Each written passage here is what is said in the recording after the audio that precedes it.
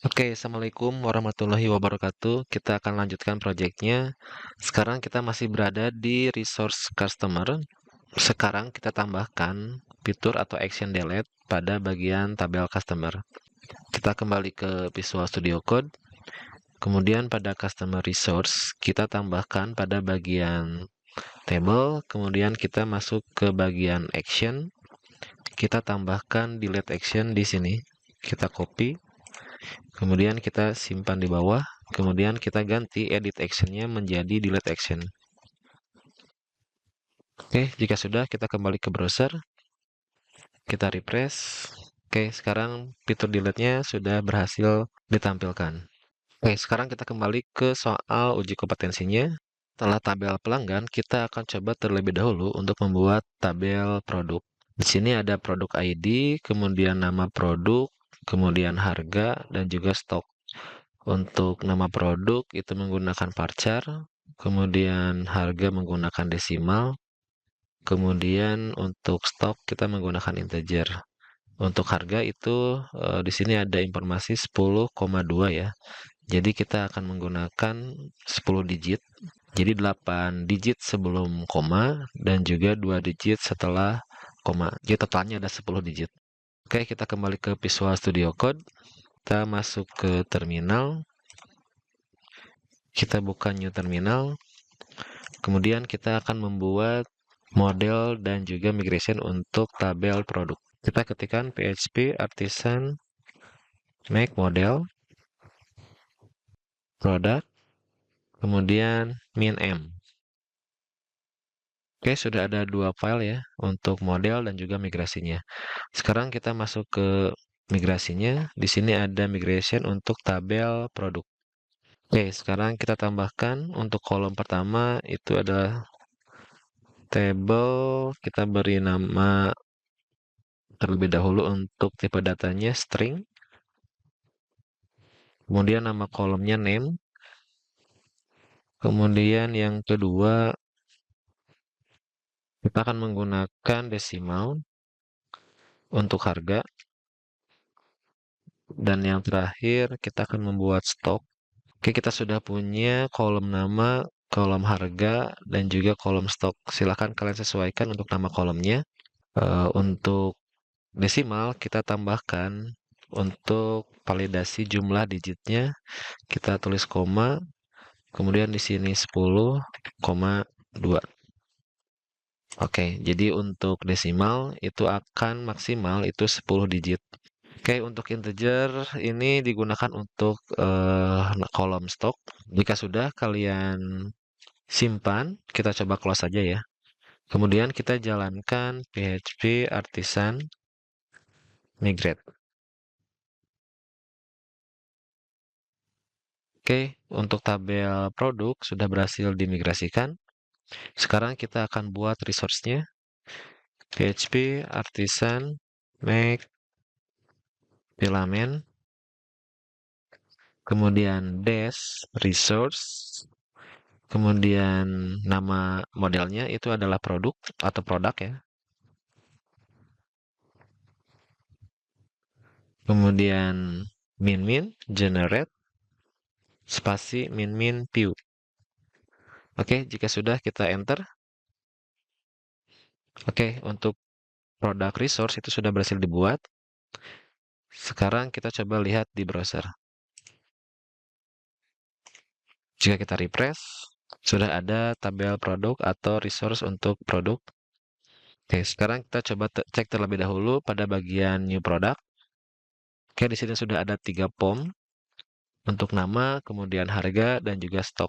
Kemudian pada kolom harga sudah ada currency-nya juga. Kita nanti bisa ganti jadi IDR atau rupiah ya. Oke, jika sudah kita akan coba mengisi data pada tabel produk, tapi sebelum itu kita perlu melakukan pengaturan pada model produk. Kita masuk ke produk model, kemudian kita ambil saja dari customer, kita ambil protect label, kita copy, kemudian kita masuk ke bagian produk, kemudian kita simpan di sini, kemudian kita ganti untuk font menjadi price atau harga, kemudian untuk address kita ganti menjadi stok. Oke, jika sudah kita close saja. Kita kembali ke browser, kita refresh, kemudian kita coba masukkan misalnya,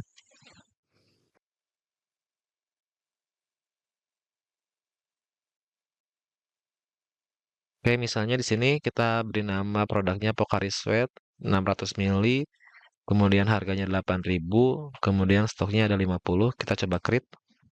Oke, data berhasil dibuat dan berhasil disimpan. Kita cek di bagian tabelnya. Oke, sudah muncul juga di sini nama produknya Pocari Sweat 600 ml, kemudian harganya sudah ada juga, kemudian untuk stok juga sudah. Sekarang kita ganti pada bagian harga atau price. Di sini kita ganti menjadi IDR ya. Kita buka Visual Studio Code, kemudian pada bagian Product Resource, kemudian pada bagian POM kita ganti pada bagian harga. Di sini kita ganti jadi IDR. Kemudian pada bagian table, pada bagian price kita tambahkan IDR. Oke, jika sudah, kita cek di browser, kemudian kita refresh. Oke, sudah muncul jadi Indonesia dolar rupiah. Oke, sudah kita coba bagian new product. Di sini juga sudah berubah menjadi IDR. Kalau kalian ingin ganti jadi rupiah juga bisa. Misalnya kalian ingin ganti jadi rupiah. Oke, kemudian di bagian money kita coba ganti juga. Oke, kita coba di browser. Kita refresh. Oke, di sini sudah berubah menjadi rupiah. Kemudian jika kita lihat pada tabelnya, ini sudah muncul juga. Saya ingin menggunakan IDR saja, jadi saya akan ganti ke IDR. Kalian mau menggunakan rupiah juga, silakan ya. Kemudian selanjutnya kita tambahkan action delete. Kemudian kita ke bagian action. Di sini saya duplikat. Untuk duplikat kalian bisa menggunakan Shift Alt, kemudian panah bawah. Oke, kemudian kita hapus, kita ganti jadi delete action.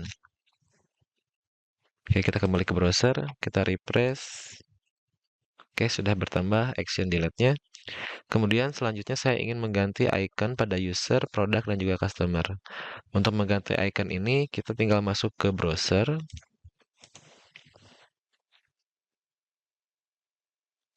Kemudian kita masuk ke hero icon.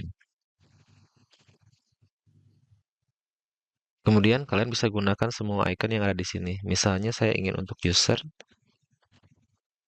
saya akan gunakan user circle. Kita tinggal klik kanan, copy. Kemudian pada Visual Studio Code, misalnya untuk user resource, saya ke bagian atas. Kemudian di sini pada user resource kita ganti rectangle stack, kita ganti jadi user circle. Oke, jika sudah, kita kembali ke browser. Kita coba refresh terlebih dahulu. Kemudian untuk produk, misalnya saya ingin gunakan, kita akan gunakan yang ini. Misalnya kita copy. Kemudian di sini kita masuk ke product resource. Kemudian kita ganti bagian iconnya. Kita ganti sampai rectangle. Kita hapus.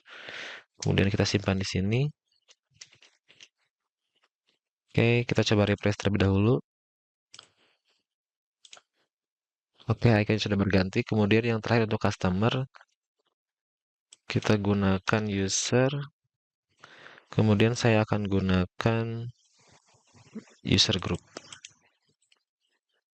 Oke, saya copy, kemudian kembali ke customer resource. Kemudian di bagian hero icon kita ganti.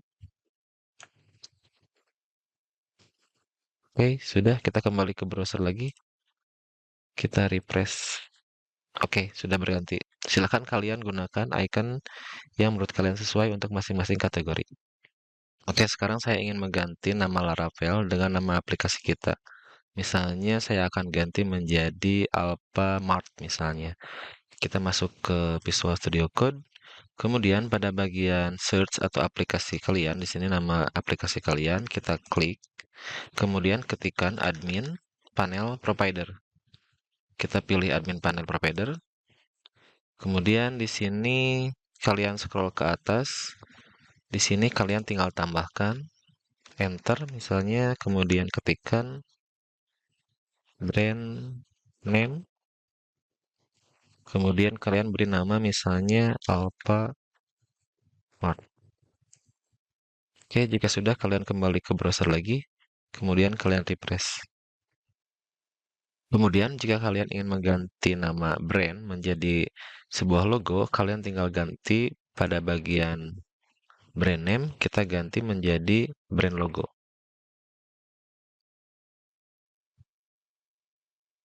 Oke, sekarang kita memerlukan gambar untuk disimpan pada aplikasi kalian. Kita masuk terlebih dahulu ke Google, kita coba cari Alfamart.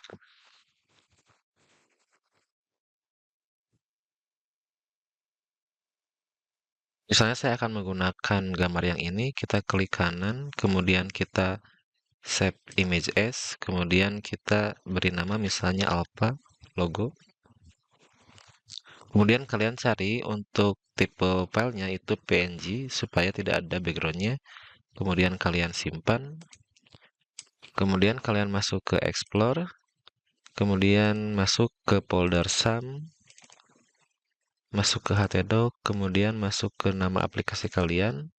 Kemudian kita masuk ke folder public. Pada folder ini kita membuat folder baru. Kita buat new folder.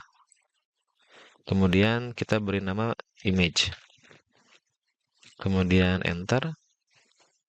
Kemudian kita pindahkan gambar yang tadi kita download di sini.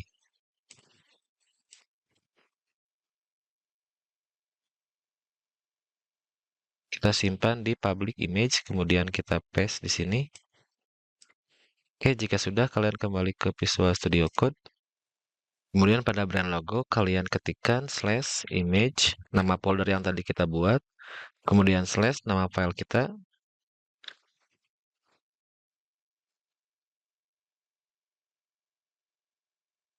Oke, jika sudah kita close saja. Kemudian kita kembali ke browser. Kemudian kita refresh. Oke, sudah muncul. Kemudian jika menurut kalian ukurannya terlalu kecil, kita bisa kembali lagi ke admin panel.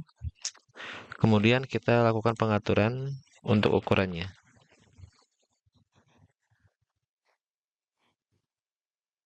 Kemudian kita berikan ukuran misalnya 100 pixel.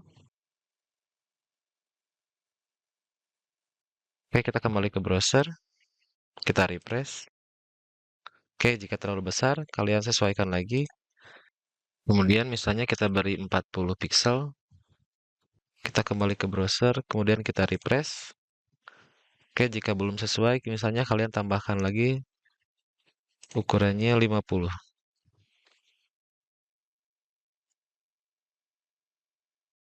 Untuk ukuran logonya, silahkan kalian sesuaikan. Kemudian kita akan lanjut nanti di video berikutnya untuk mengganti warna untuk tombol new product. Kemudian untuk warna-warna yang ada pada sidebar ini. Untuk video kali ini kita akan cukupkan sekian. Di video berikutnya kita akan coba untuk mengganti warna sehingga akan sesuai atau selaras dengan warna dari logo yang kalian miliki. Seperti biasa, silakan cantumkan nama, kemudian jurusan, dan juga asal sekolah kalian.